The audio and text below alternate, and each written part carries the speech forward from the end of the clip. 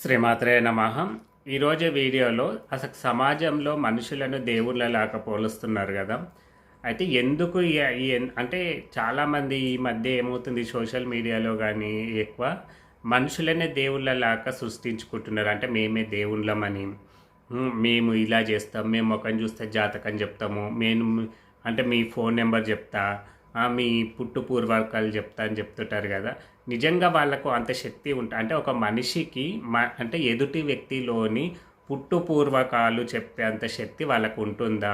అంటే మనుషులకు చెప్పేవాళ్ళు అసలు సమాజం ఏ విధంగా ఉంది, సమాజంలో ఏం జరుగుతుంది, అసలు అంటే సృష్టి ఏమవుతుంది అనేది కూడా వాళ్ళు చెప్పాలి. అంటే వాళ్ళకు అంత శక్తి ఉన్నప్పుడు చెప్పాలి కదా. ఎందుకు చెప్పడం లేదు, కేవలం మనుషులనే ఎందుకు టార్గెట్ చేస్తున్నారు అనేది దాని గురించి ఈరోజు కొంచెం మనము చెప్పుకుందాం. అంటే ఈ వీడియో చాలామందికి నచ్చకపోవచ్చు, కాకపోతే నచ్చకపోయినా ఎందుకంటే మనము పుట్టుక చావు రెండు అనేది దేవుడి చేతుల్లోనే ఉంటుంది. అంతేగాని మధ్యలో వచ్చిన ఈ బాబాల గురించి, ఈ స్వామీజీల గురించి వీళ్ళ వల్ల ఏమీ కాదు, ఎవ్వరు చెప్పరు. మేమైనా శివశక్తులమైనా ఏదో అమ్మవారు వచ్చినప్పుడు మాత్రమే, అది మేము తలుసుకొని మేము ఏదో పూజలో ఉండో ఎక్కడనో ఒకతోటి అప్పుడు మాత్రమే అంటే అమ్మవారు వచ్చిందో ఏదో దేవుడు వచ్చినప్పుడు మేము ఏదో చెప్తాం. ఆ దేవుడు వచ్చినప్పుడు చెప్పేటివి కూడా కొన్ని నిజం ఉంటాయి, కొన్ని అబద్ధాలు ఉంటాయి. అన్నీ కరెక్ట్ చెప్తామని ఎక్కడ ఏం రూల్ ఏం లేదు. మేమేమి స్టాంప్ పేపర్ మీద రాసాం కరెక్ట్ చెప్తామని. అంటే ఎందుకు ఇట్లా చాలామంది ఈ మధ్య సోషల్ మీడియాలో చాలా ఎక్కువ మేమే దేవుళ్ళము, మేమే దేవతలము అని చెప్పుకొని అంత ఫేక్. వీటిని ఎందుకంటే ఒకరిని ముందుకు వేస్తుండ్రు, ఎంకిల వేరే వాళ్ళు అంటే నడిపిస్తుంటారు అన్నమాట. ఇప్పుడు ఒక వ్యక్తి ఇప్పుడు నేనే ఉన్నాను అనుకోండి, నా నుంచి 10 మంది బాగుపడడానికి చూసి నన్ను ఇంకా ఎక్కువ ప్రచారం చేస్తుంటారు అన్నమాట. ఇటు నేనేమనుకుంటా అంటే, ఓహో వీళ్ళ వల్ల నాకు మంచి పేరు వస్తుంది కదా, కానీ నేను ఇలాగే సార్. కానీ ఇది చాలా తప్పు అన్నమాట. ఎందుకంటే దేవునితోటి ఆటలు ఆడడం అంత మంచిది కాదు. ఇవాళ మనం కూడా దేవునికి సృష్టిలో ఒక మనిషిమే కదా, అంత శక్తులు మనుషులకి ఎప్పుడు ఉండే. ఎందుకంటే మనకు ఆదిశంకరాచార్యులు తెలుసు కదా, జగద్గురు ఆదిశంకరాచార్యులు వారు త్రిమూర్తులను అసలు దేవతలనే చేతిలో ఆయన ఒక పద్యం పాడిందంటే దేవతలే మనకు తెలుసు కదా. లక్ష్మీదేవి కనకవర్షం కురిపించింది. అలాంటి ఆయన్నే నేను ఎప్పుడు దేవుని కాదు, ఆయన దేవుడు అని చెప్పుకోలేదు ఎక్కడ. ఆయన ఒక గురువు అనే చెప్పుకుండు. అంతేగాని ఇవాళ ఏదో ఒకటి మనకు అంటే ఏదో ఒకటి తెలవంగానే అయిపోయి నేనే దేవుని, నేనే ఈ మంత్రం చేస్తా, నేనే ఇలా చేస్తా, ఇలా అని చెప్పుకొని తిరుగుతున్నాం. వీళ్ళని దేవుడు కూడా క్షమించాడు. ఇలాంటి వాళ్ళ పాదాలు ఎవరైతే మొక్కుతారో వీళ్ళ చేసిన పాపాలు కూడా మనకు అంటుకుంటాయి. మేమైనా అంతే. ఇప్పుడు మేము కూడా ఒక మనుషులమే కదా. ఇప్పుడు మా కాళ్ళు మొక్కినా కానీ మేమేమైనా పాపాలు చేసినా మా పాపాలు కూడా మీకే. ఎందుకంటే మీకు తెలివి లేదా, మీరు ఎవరు ఏంది అనేది ఆలోచించుకోలేదు. మనం ఒకరికి పాదాలు మొక్కుతున్నాము అంటే అది కేవలం మన తల్లిదండ్రులకి లేదా మనకు అంటే ఏదైనా ఒక విద్య నేర్పించిన గురువుకు, తర్వాత దేవుడి కాళ్ళే మొక్కాలి. ఇంకా ఎవరి కాళ్ళు మొక్కాల్సిన అవసరం మనకు లేదు. ఈ మధ్య ఎవరు పడితే వాళ్ళ కాళ్ళు అసలు ఏందో కూడా అర్థం కావడం. మీరు ఇలా ఎవరికి పడితే వాళ్ళ కాళ్ళ మీద పడ్డారు అనుకోండి, వాళ్ళకి ఏదో శక్తులు ఉండేయని. ఆ శక్తులు ఎప్పుడు ఉండవు. ఆ మనిషి అయినా ఈ మనుషులమైనా ఏదో ఒక రోజు మనము పోవాల్సిందే కదా. అంత శక్తి ఉన్న వాళ్ళు మనుషులకు కాదు. అసలు సమాజాన్ని మార్చుకోవాలి ఫస్ట్. దేశం మీద ఎంతోమంది బీద వాళ్ళు ఉంటారు. మన ఇంటి పక్కలనే ఒక్క పూట తినలేక కూడా పాపం వాళ్ళు అడక తింటుంటారు, ఎక్కడో ఉంటుంటారు, వాళ్ళకి ఇండ్లు ఉండవు, ఉండవు. అలాంటి వాళ్ళకి మంచి చేయాలి, వీళ్ళకి పేరు వస్తుంది. కానీ ఏదో పెద్ద పెద్దోళ్ళు పోయి వాళ్ళ ముందర కూర్చుంటే వాళ్ళకి ఇలా చెప్పడము అలా చెప్పడము అంటే వాళ్ళకి ఇది మొత్తము ఒక నాటకాలు జరుగుతున్నాయి. అంటే మొత్తము ఏమంటారు, ఏదో సంపాదించుకోవాలి, ఏదో చేసుకోవాలి అనే దాని మీదనే వీళ్ళు మొత్తము ఇలా చేస్తుంటారు. కానీ ఎక్కడ ఏ మనిషికి కూడా శక్తులు అనేటివి ఉండవు, మహిమలు అనేటివి ఉండవు. మీరు అనవసరంగా వాళ్ళని ఇంకా ఫేమస్ చేయాలి, వాళ్ళ నుంచి మేము ఫేమస్ కావాలి అని ఇలా చేసిండ్రు అనుకోండి, మీకు పుట్టు పూర్వకలు లేకుండా పోతాయి అన్నమాట. ఎందుకంటే వచ్చిన మనిషి ఎప్పుడే కానీ నిండుకుండా ఎప్పుడు తొలకదు కదా, సగం ఉండకుండానే తొలుకుతుంది. అంటే నిండుగా అన్నీ తెలిసిన వాళ్ళు ఇవన్నీ చేసుకోరన్నమాట. అంటే ఇంత ఫేమస్ కావాలని ఓ ఎంత బిల్డప్లు ఇవ్వాలని ఇవన్నీ ఎప్పుడూ నిండు కుండలాగా ఉంటారు. వాళ్ళు ఎప్పుడూ బయటపడడానికి ఇష్టపడరు. ఈ సగం కుండ తొలుకుతుంటుంది కదా, ఇది మాత్రమే బయటపడాలని చూస్తుంటుంది అనమాట. ఎందుకంటే తొలకడం వల్ల నీళ్ళు బయటికి పడతాయి కదా, ఇలా బయట ప్రచారం చేసుకుంటారనమాట. సరే, ఎవరిష్టం వాళ్ళది, ఎవరి నమ్మకం వాళ్ళది. మీ మీ యొక్క సమస్యలు తీరుతున్నాయా? నిజంగా మహిమ గల వ్యక్తి దగ్గరికి నాకు ఈ మధ్య ఎవరో ఒకరు చెప్పిందంటే, పలానా చోట పలానా వ్యక్తి ఉంటాడు, అతని ఏజ్ చిన్నది, అతడు అసలు ముఖం చూడంగానే మన పుట్టు పూర్వకాలు, మన పేర్లు, మన ఫోన్ నెంబర్లు అవన్నీ చెప్తారంట. నేనన్నాను, అవన్నీ ఎందుకు చెప్పాలి? పాపం ఎంతోమంది సమాజంలో బీద అడక తింటున్నారు. ఎంతోమంది తల్లిదండ్రులను పట్టించుకోవడం లేదు. వాళ్ళకి ఏదో మంచి చేయమనండి. మన పుట్టుపూర్వకం తెలుసుకొని మనం ఏం చేస్తాం? మన మన ఫోన్ నెంబర్ ఆయన చెప్పి ఏం చేసేది ఉంది చెప్పండి? మన ఫోన్ నెంబర్ పలానా, మీ ఫోన్ నెంబర్ నేను చెప్పడం వల్ల ఏమైనా ప్రయోజనం ఉందా? ఏం లేదు కదా. అసలు మన జీవితం బాగుపడాలి అంటే మనకు ఏదో మంచి జరగాలి. మనకి కష్టాలు ఆపదలు, ఒక మనిషికి రోగం వచ్చిన వ్యక్తి పోయిండే అంటే ఆ రోగం అంతటితోనే ఆగిపోవాలి. అప్పుడే ఆయన మహిమలు ఉన్నట్లు. అంతేగాని ఏదో ఫోన్ నెంబర్లు చెప్పి మన పుట్టుపూర్వకాలు మనకు అవసరం లేదు. ఇప్పుడు అది అయిపోయింది. ఇంకా కనీసం ఎప్పుడన్నా మంచి జరిగేటట్లు చూసుకోవాలి. కానీ ఇంకా మనం అవన్నీ చెప్తున్నాడని ఇంకా ఏదో చెప్తాడని అసలు నిజంగా మహిమలున్న వ్యక్తి దగ్గరికి మనం పోయినామంటే అంటే అతనితో ఇంకా అసలు మనం నిజంగా ఆ వ్యక్తికి అంత మన ఫోన్ నెంబర్లు కానీ మన పేర్లు కానీ అన్నీ చెప్పే వ్యక్తికి మన దగ్గర పోతే మనం ఏదో ఒక రోగంతో కూడా ఎవరో పోతారు కదా, ఏదో అప్పుల బాధతోటైనా పోతారు కదా, అంతతోనే తీరిపోవాలి. కానీ తీరిపో మళ్ళీ మన కష్టం మనమే చేయాలి, మనమే అనుభవించుకోవాలి, అన్నీ మనమే చేయాలి. ఎందుకు ఇంకా అలాంటి వాళ్ళ పాదాల మీద పడడము? అసలు మీరు సరే మీ నమ్మకంతో మీరు పోరా, మీరే వాళ్ళని దేవుళ్ళని చేస్తారా? మీరు ఆ దేవుళ్ళని చేసి అసలు దేవుళ్ళని మర్చిపోయినారనుకోండి, జీవితంలో చాలా ఇబ్బందులు పడాల్సి వస్తుంది. ఎందుకంటే సమాజంలో ఎవరి కాళ్ళ మీద పడకుండా మనము దేవుడి కాళ్ళ మీద పడాలి.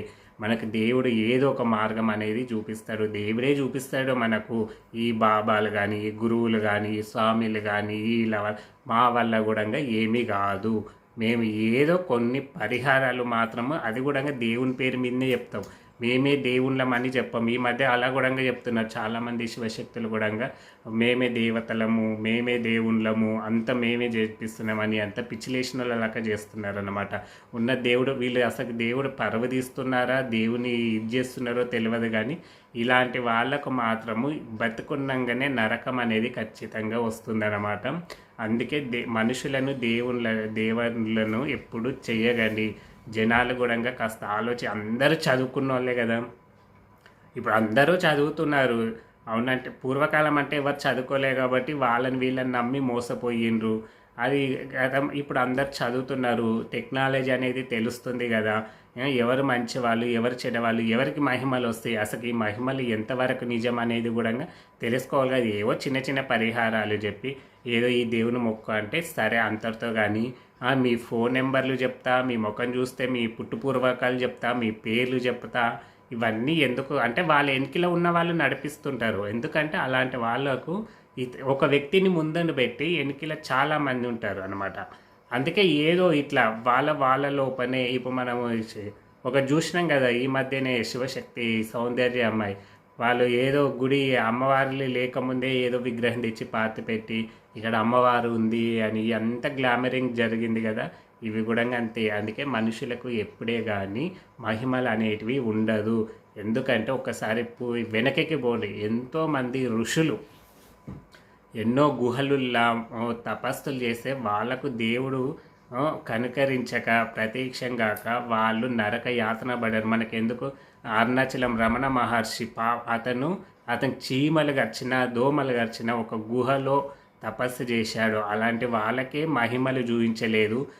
మనము ఈరోజు మానవులము ఏదో చిన్నది ఏదో ప్రాక్టీస్ చేసి ఏదో చేసి నాకు మహిమలు వచ్చాయని చెప్పడం వల్ల ఇది ఎంతవరకు నిజమో సమాజం కూడా చాలా వరకు ఆలోచించుకోవాలి. కానీ ఒక్కటి మాత్రం నేను నిజంతా, ఎప్పుడు ఎవ్వరి పాదాల మీద పడకూడదు. మన తల్లిదండ్రులు లేదా మనకు ఎవరో ఒకరు విద్య నేర్పిన గురువు ఇంకా వీళ్ళకి తప్పించి మీరు ఎవరి కాళ్ళ మీద అంటే వాళ్ళ కాళ్ళ మీద పడ్డారనుకోండి, మీకు పూర్వకాలు అంటే పుట్టబోయే పిల్లల కూడా నరక యాతన పడాలి, వాళ్ళు వీళ్ళకి బానిసల్లాగా కావాలన్నమాట. అందుకే చాలా జాగ్రత్తగా ఉండి ఎవరి కాళ్ళు అంటే వాళ్ళ కాళ్ళు పట్టుకోకూడదు అన్నమాట. అయితే ఈరోజు చిన్నవి ఒక చిన్న రెమెడీస్ చెప్తాను. చాలా అంటే నాకు వచ్చిన కామెంట్స్లలో కొంతమంది అంటే మాకు సడన్గా ఇండ్లు ఆగిపోతున్నాయి స్టార్ట్ చేసినబడి అంటుంటారు కదా. అయితే ఎవరైనా సరే మీ ఇల్లు ముహూర్తం పెట్టుకుంటారు కదా, ఇల్లు ముహూర్తం పెట్టుకున్న తర్వాత ఆ ఇంటి వాళ్ళు ఎక్కడన్నా అంటే చావు ఎవరైనా చనిపోతే పోకూడదు అనమాట. అంటే మీ గోత్రం వాళ్ళు మీకున్న గోత్రం వాళ్ళు చనిపోతే మాత్రమే పోవాలి, మీకు రక్త సంబంధికులు ఉన్న వాళ్ళు మాత్రమే. అది కూడా మీరు శ్మశానం వరకు అంటే ఎక్కువ శవాన్ని ఇంకా ఎవరు చేయకపోతే మనమైతే చేయాలి. ఇప్పుడు కొన్ని శవాలు ఉంటాయి కదా, మనకు ఎవరు పట్టించుకోకపోతే అలా పట్టించుకొని చేస్తున్నాము పుణ్యమే, కానీ అందరు ఉన్నాగా కూడా మనమే ముందుకై చేయకూడదు అనమాట. సరే మీ రక్త సంబంధికులు చేయొచ్చు కానీ ఎవరివి పడితే వాళ్ళవి చేయకూడదు, ఎందుకంటే కొన్ని నియమాలు పాటించాలన్నమాట. ఇలా ఎవరు పడితే వాళ్ళ శవాలను ముట్టుకొని పట్టుకోవడం వల్ల మీకు అంటే మీరు ఒక దీక్షనే పట్టుకున్నారు కదా, మీకు ఇల్లు తొందరగా కావాలి అని అనుకున్నారు కదా, అది ఆ మధ్యలో ఆగిపోతాయి అన్నమాట. అంటే ఎవరి శవాలు అంటే వాళ్ళ శవాలు పట్టుకొని ఎవరి శవాల దగ్గరకంటే వాళ్ళ శవాల దగ్గర పోవడము, ఎక్కువ శ్మశానాలకు పోవడము ఇలాంటివి చేయకూడదు. మీ గోత్రం వాళ్ళు మీ రక్త సంబంధికులు అయితేనే కాస్త పోవాలి, కానీ కాస్త దూరంగా ఉండి మన లిమిట్లో మనం ఉంటే ఎలాంటి ఇబ్బందులు ఉండవన్నమాట. అంటే ఇల్లు ఆగిపోదన్నమాట. ఇది నాకు చాలామంది కామెంట్స్లో పెట్టిన మేము సడన్గా ఇండ్లు ఆగిపోతున్నాయి అని. అదేవిధంగా మనకు ఇంకొక కామెంట్ కూడా అంటే చాలామంది శివశక్తులు కూడా కొంతమంది మాకు కట్లు పడుతున్నాయి మాకు ఎవరు వేస్తున్నారో తెలియట్లేదు, సడన్గా దేవుడు ఆగిపోతున్నాడు అంటుంటారు కదా. అయితే దేవుడు సడన్గా ఆగిపోతున్నాడు అంటే ఒకటి మీరన్నా అంటే నీతి నియమాలు తప్పాలి, అంటే మీరు దేవుని సరిగా పూజించకపోనో, ఎందుకంటే ఒకరు కట్లు వేయాలి అంటే అది చాలా ప్రాసెస్ ఉంటుంది కాబట్టి అంత సడన్గా కట్లు వేసేంత ఎవరికి లేదులే ఇప్పుడు లేదు కానీ, కాకపోతే మీరు కొంచెం నీతి తప్పుతుండొచ్చు. అదేవిధంగా కొన్ని ప్రాంతాలకు లేకపోతే ఎక్కడన్నా అంటుముట్టున్నతోటి తినవచ్చు, మీకు తెలియకుండానే తినిండొచ్చు, ఇలాంటివి ఉంటే కట్లు తొందరగా పడతాయి.